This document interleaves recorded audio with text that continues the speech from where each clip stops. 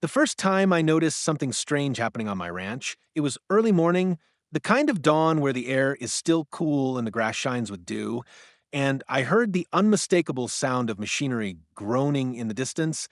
the rhythmic grind of steel against earth echoing across acres of land that had been in my family for 3 generations, and when I rode out toward the commotion on my old ATV, my dog barking at my side as if he too sensed trouble, I was stunned to find a construction crew already knee-deep in digging trenches, heavy-duty backhoes, and excavators tearing through my soil as if it were their own, long spools of industrial-grade pipeline coiled on flatbed trucks waiting to be laid underground. And the foreman, a smug man in a bright orange vest with a clipboard in hand,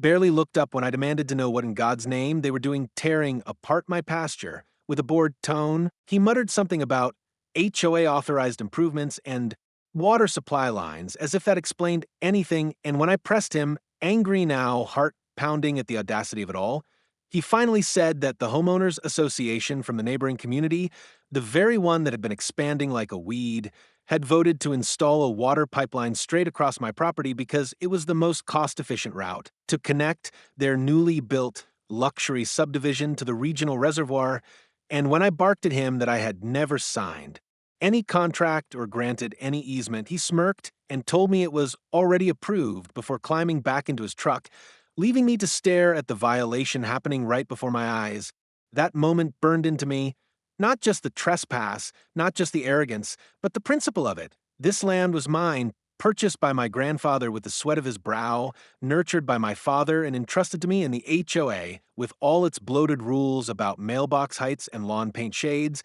thought they could carve straight through my livelihood like I was some stubborn obstacle. I called my lawyer, who immediately confirmed what I suspected. No legal easement had been filed, no right-of-way granted, and yet the HOA had fast-tracked a temporary construction approval through county zoning by claiming the ranch was unused agricultural land. I wasn't unused. I was raising cattle, growing hay, and maintaining the land as any good steward would.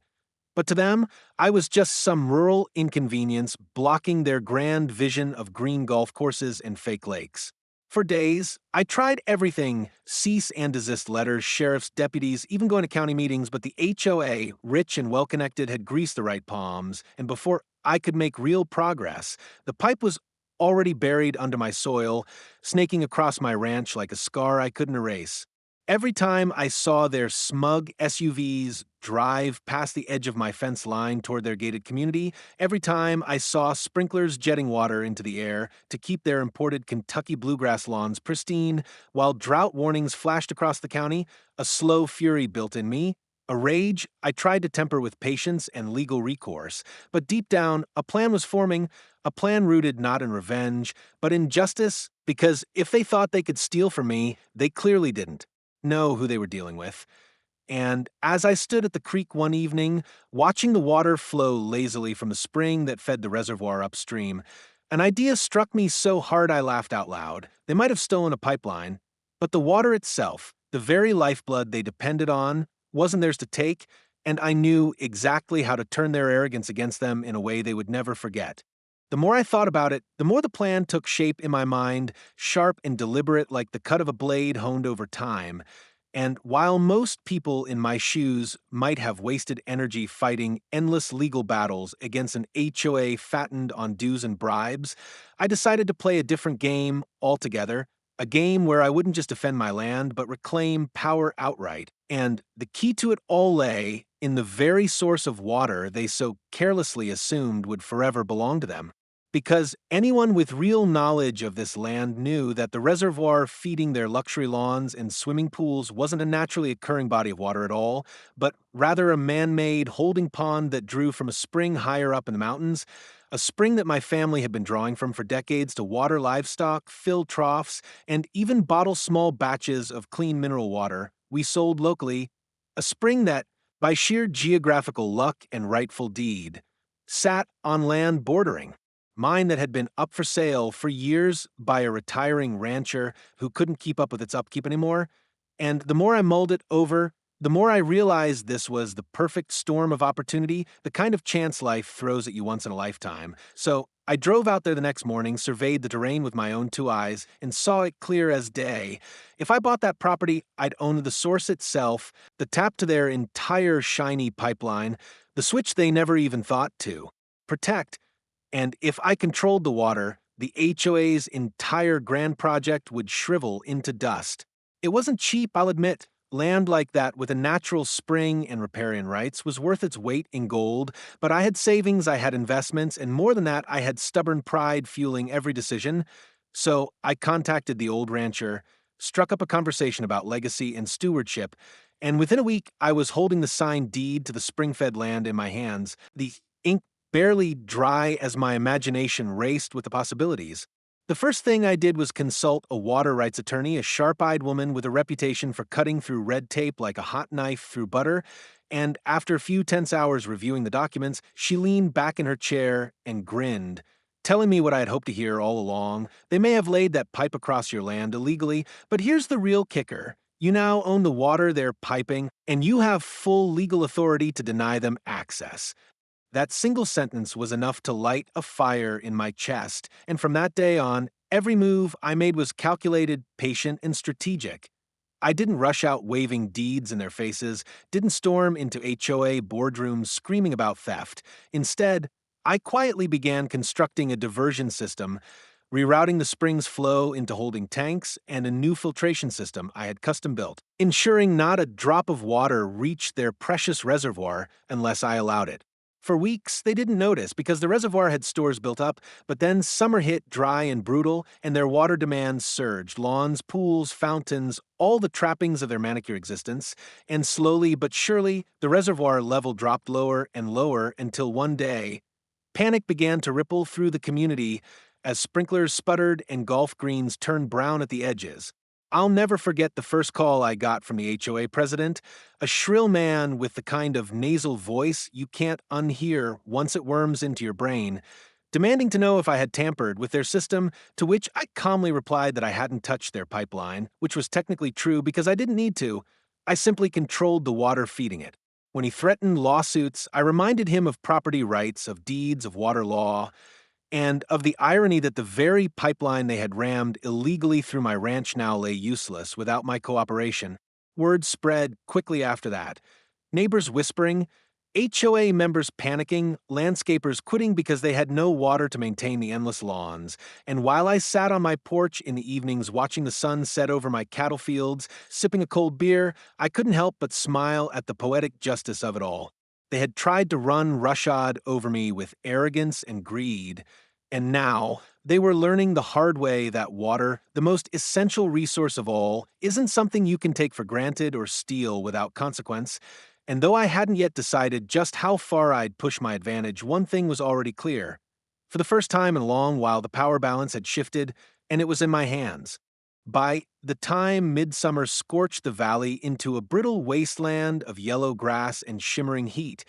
the HOA's desperation had reached a fever pitch,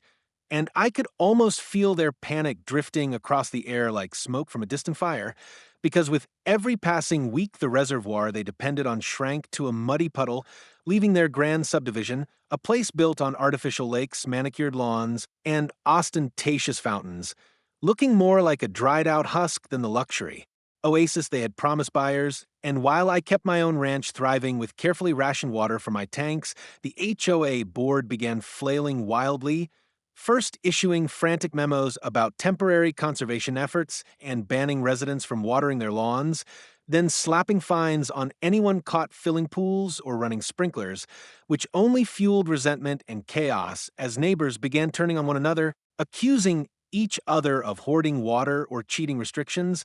their once pristine neighborhood devolving into a petty battlefield of finger-pointing and paranoia. I, of course, watched all this unfold with a mix of grim satisfaction and patient calculation. Because it wasn't enough for them to suffer the inconvenience of brown grass, they needed to feel the weight of their arrogance, to understand that their theft of my land and their disregard for my rights had consequences more devastating than they could have ever imagined, and that meant turning the screw a little tighter every time they thought they had found a solution. For instance, when they tried to arrange emergency water deliveries by truck, I made a few quiet calls to suppliers reminding them of my long-standing contracts and offering slightly higher rates, effectively locking the HOA out of every viable option. When they attempted to file an emergency injunction with the county, my attorney was there before the ink dried, presented my deed, my water rights, and photographs of the pipeline trenching they had done without permission, turning their petition into a humiliating defeat that not only stalled their efforts, but also drew unwanted scrutiny from local officials who were suddenly very interested in the HOA's shady fast-tracking of construction permits. Meanwhile, inside the community, cracks began to show in the gilded facade. Homeowners who had paid top dollar for the promise of lush golf courses and sparkling fountains now found themselves staring at cracked mud and withered shrubs, property values plummeting as potential buyers fled the site of a so-called luxury paradise collapsing into ruin, and at HOA meetings tempers flared to the point of shouting matches, with residents demanding answers from a board that could only stammer about unforeseen circumstances and ongoing negotiations. It was almost comical when I received another call from the HOA president, his once commanding voice reduced to a pleading whine as he begged me to reconsider, offering to pay me a monthly fee for water access. But I let him twist in the wind by calmly reminding him that he had built an entire system on theft and that his willingness to negotiate came only after he had no other choice. Still, I didn't slam the door shut completely, because power, once in your hands, is best savored slowly, rather than squandered in a single blow. And so I let him stew, let him make promises he couldn't keep to his angry residents, while I quietly expanded my control by installing additional storage tanks and a small hydroelectric turbine to generate extra power for my ranch, effectively turning the stolen water source into a tool not only for leverage but for prosperity. The irony of it all wasn't lost on me. While their HOA members wilted in the summer heat, their manicured paradise collapsing, my ranch was thriving, self-sufficient, and humming with energy. The way land was meant to be cared for, not exploited, and in those long evenings as I rode along the fence line, watching cattle graze against the backdrop of their dying lawns in the distance, I realized that what I was doing wasn't just about revenge anymore. It was about teaching them a lesson in humility, in respect, in understanding that nature and property aren't commodities you can seize without consequence. And yet, as satisfying as it was to watch them crumble, I knew this story wasn't over, because desperate people do desperate things, and the HOA, bruised and humiliated, was far from finished, which meant I had to be ready for whatever move they made next, whether it was underhanded legal trickery, sabotage, or outright confrontation. But one thing was certain: they had underestimated me once, and they would never make that mistake again. The breaking point came one sweltering August evening when the air was so hot it seemed to shimmer like liquid above the cracked earth, and the sound of cicadas pulsed like an angry warning from the trees, because that was when the HOA, pushed beyond the brink of humiliation and collapse, finally decided to stop playing the game of paperwork and petitions and instead marched into outright sabotage. And I knew at the moment my dog's frantic barking tore through the silence of the night, pulling me out of bed and toward the back pasture with my flashlight and shotgun in hand, the beam catching dust rising from tire tracks where vehicles had trespassed onto my land, leading straight toward the pump house I had built to divert the spring into my storage tanks. And sure enough, I arrived just in time to see two men, faces hidden under caps, clothes dusty with panic, fumbling with bolt cutters at the chain link gate, trying to force their way in to shut down my system. They're clumsy, desperation written in every twitch of their movements. But before they could succeed, the beam of my light landed square on them, and the metallic click of my shotgun rang out like thunder, freezing them in place. I didn't have to fire. The sight of me standing there, unflinching, was enough to send them stumbling backward, tripping over themselves as they scrambled to retreat into the shadows where their vehicle was waiting, peeling out down the dirt road in a panic. But I'd seen enough. The HOA had crossed the line from arrogance into criminality, and that meant it was time to end this once and for all. The next morning, I contacted both my attorney and the sheriff's office, filing a report complete with tire track photos, security camera footage, and my sworn statement, all of which painted a damning picture of trespassing and attempted vandalism. And when the sheriff himself, who had once been hesitant to tangle with the well-connected HOA, saw the evidence, his jaw tightened, and he muttered that he was tired of their nonsense too,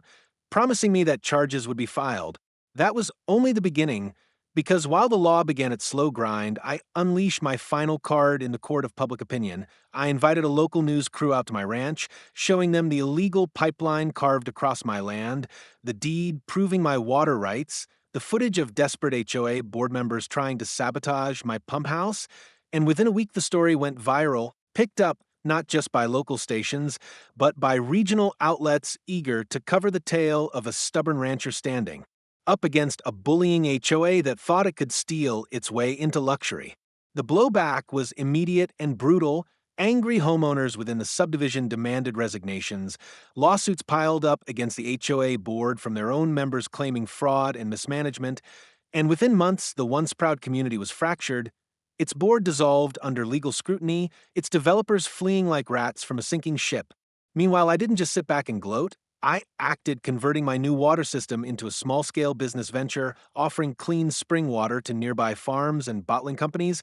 building an income stream that turned their theft into the seed of my success, and by the time winter rolled in, my ranch was not only secure, but thriving, lit by the soft glow of the hydroelectric turbine powered by the very spring they had once taken for granted. Every so often, I'd still drive past the ruins of their subdivision, now a ghost town of foreclosed houses and dead golf courses, and I couldn't help but marvel at how quickly arrogance had turned to ash, how the very people who had once mocked me as a stubborn holdout had been undone by their own greed. And though part of me relished the justice of it all, another part simply felt a quiet peace, knowing I had stood my ground, defended my family's legacy, and proved that land and water aren't just commodities to be seized by the highest bidder, they are lifelines that demand respect. In the end, the HOA thought they could carve a pipeline through my ranch without consequence.